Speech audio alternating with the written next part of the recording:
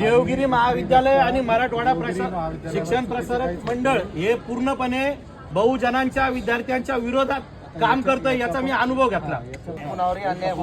अहो, अन्याय चालू आहे सर. काहीच पत्रकार याच्या व्यतिरिक्त मी कागद घेऊन आलो सर.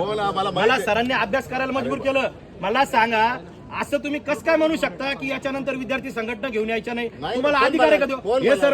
हे सर म्हणले तुम्हाला अधिकार आहे का? राईट आहे का? मला ते सांगा. तुम्ही म्हणू कसं काय शकता सर? आम्ही पार्टी कशासाठी उघडली? धंदा करायसाठी नाही उघडली. जसं एक कॉलेज पैसे कमायला उघडलं का? आमची पार्टी लोकांसाठी लढाईसाठी उघडलेली आहे. आणि इथं विचारून घ्या, एका पोराकडून पण 1 रुपया जरी घेतला असेल तर आम्ही लोकांसाठी फुकट झिजतो. बाळासाहेब आंबेडकरांना 2-2 अटॅक येऊन रस्त्यावर लोकांसाठी उभा आहेत ते. आणि तुम्ही म्हणता हे कमवायसाठी नाहीये. इतकायला पैशाच्या पावत्या आहे माझ्याकडे आणि तरी म्हणता तुम्ही नाहीये.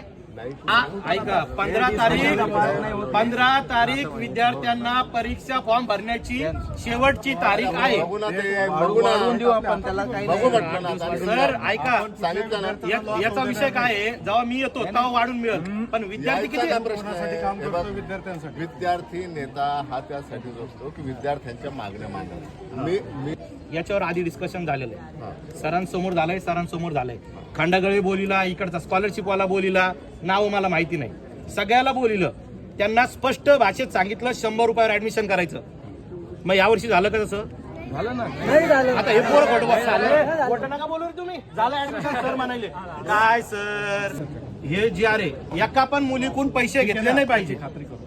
खात्री म्हणजे आता मी का घरी बनलं काय देऊ ना?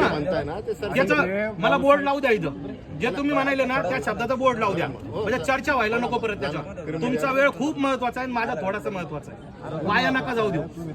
विद्यार्थ्यांकडून पैसे घ्यायचे नाही, मुलींकडून.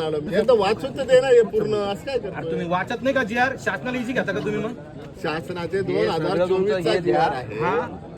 सरी आताच प्राचार्य म्हणून जॉईन झाले.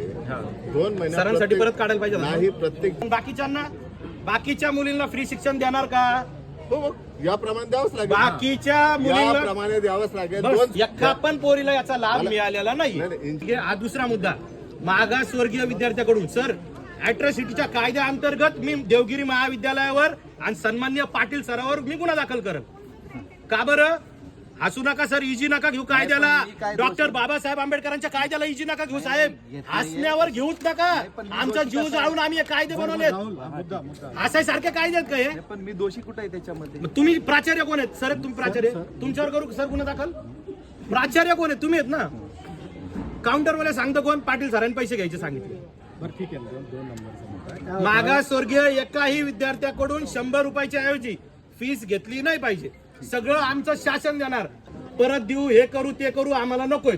आणि ज्यांचे परत करायचे असतील त्याचे व्याजा सगळं पैसे आले पाहिजे. 2 नंबरचं झालं म्हणजे होणार आहे का क्लिअर?